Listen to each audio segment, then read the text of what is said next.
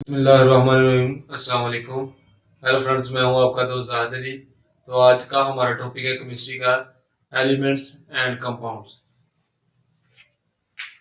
Elements क्या होते हैं, पहले हम इसके बारे में पढ़ते हैं।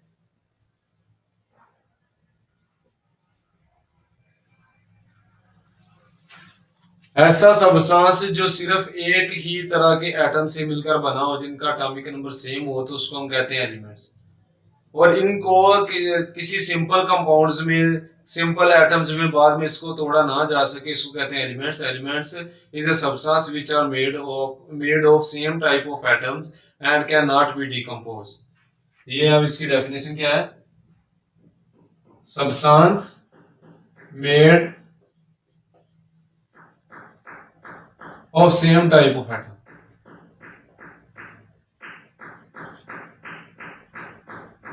Same type of atom and can not decompose.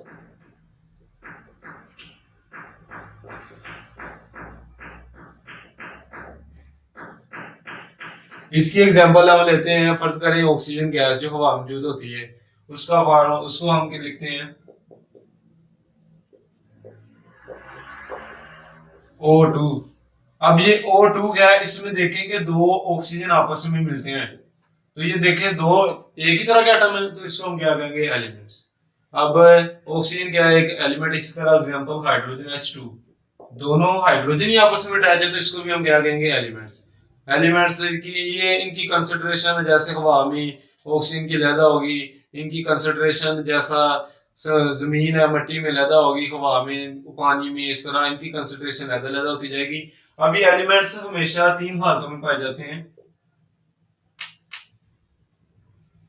ये एक सॉलिड फॉर्म में, उसके बाद गैस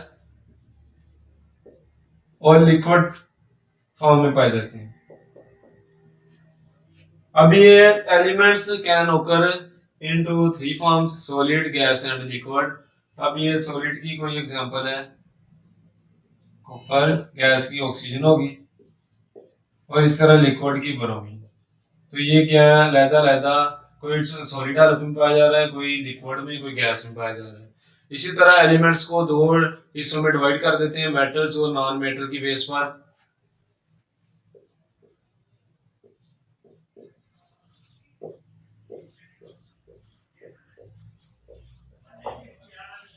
लेकिन सबसे ज्यादा एलिमेंट्स 80% जो है एलिमेंट्स, वो हमेशा मेटल्स पर मुश्तमिल होते हैं, और बाकी जो 20% है वो नॉन मेटल्स होती हैं।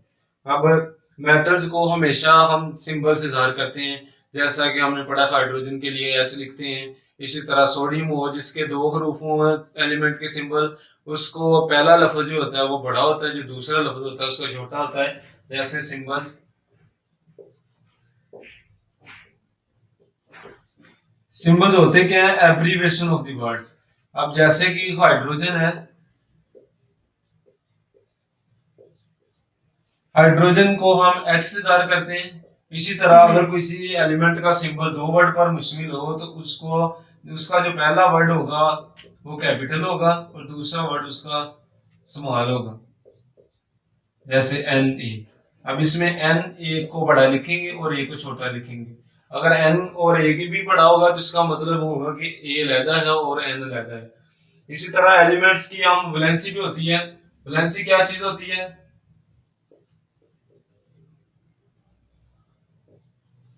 वैलेंसी होती है कि एक एलिमेंट की दूसरे एलिमेंट के साथ मिलने की सलाहियत। The combining capacity of an element with an other element, it is called the valency.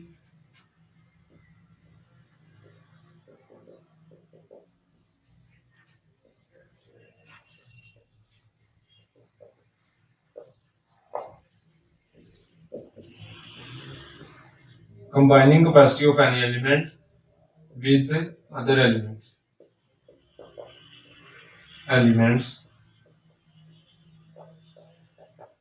अब ये वैलेंसी डिपेंड किस पे करती है? मतलब कि कोई एलिमेंट कितने मजीद एलिमेंट के साथ अटैच होता है, ये डिपेंड करता है कि इसके वैलेंस शेल में इलेक्ट्रॉन कितने हैं। फॉर एग्जांपल हम एग्जांपल लेते हैं सोडियम की, क्लोरीन की। क्लोरीन HCl अब ये देखिए क्लोरीन के साथ हाइड्रोजन का एक एटम अटैच है, तो इसका मतलब है क्लोरीन की वैलेंसी क्या है 1। इसी तरह हम एग्जांपल लें NH3, तो N के नाइट्रोजन के साथ हाइड्रोजन के 3 एटम्स अटैच हैं, तो इसका मतलब है नाइट्रोजन की वैलेंसी क्या है 3। तो जितने किसी एलिमेंट के साथ एटम के साथ मजीद एटम अटैच होंगे तो उसको हम कहेंगे कि ये उसकी उतनी वैलेंसी है। अब ये वैलेंसी डिपेंड किस पे करती है? वैलेंसी डिपेंड करती है कि इनके वैलेंस शेल में इलेक्ट्रॉन कितने हैं। फर्ज कर लेते हैं हम क्लोरीन ने एक बॉन्ड ही क्यों बनाया है, एक एटम के साथ ही क्यों अटैच है, तो इसके हम रीजन देखते हैं। क्लोरीन का एटॉमिक नंबर होता है 17। अब हमेशा किसी भी एटम के पहले शेल में होते हैं 2 इलेक्ट्रॉन, उसका जो अगला शेल आएगा उसमें 8 होंगे, 8 और 2 10 हो गए, बाकी पीछे रह गए इसके 7 इलेक्ट्रॉन, तो जो 7 इलेक्ट्रॉन होंगे वो इसके आखिरी शेल में होंगे।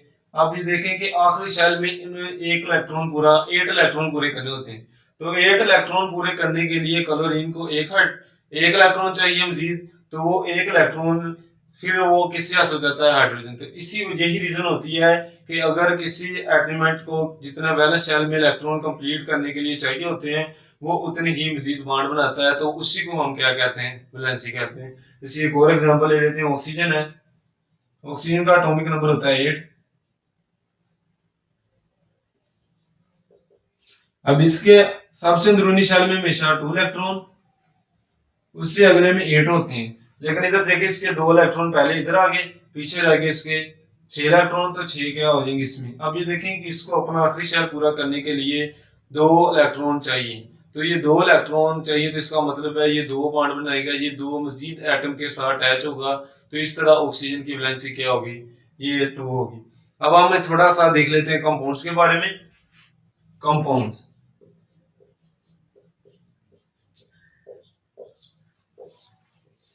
एलिमेंट में ये होता है कि अगर सेम टाइप ऑफ एटम आपस में एक दूसरे के साथ मिले तो उसको कहते हैं एलिमेंट, लेकिन अगर एटम जो है वो मुख्तलिफ हो जाए तो उसको हम क्या कहेंगे? कंपाउंड। अब ये देखेंगे, फर्ज करें Na और Cl है, तो इसको हम एलिमेंट्री कहते हैं, इसको कंपाउंड कहते हैं, क्योंकि इसमें Na अलग एटम है और क्लोरीन एक अलग एटम है। इसी तरह अगर एटम्स अलग-अलग आपस में मिलेंगे तो उसको कंपाउंड कहेंगे, लेकिन अगर सेम टाइप ऑफ एटम आपस में मिलेंगे तो उसको एलिमेंट कहेंगे। अब ये बात होती है कि कोई एलिमेंट एटम जो है आगे मजीद बॉन्ड इलेक्ट्रॉन देगा या लेगा कब, ये एक रीजन होती है।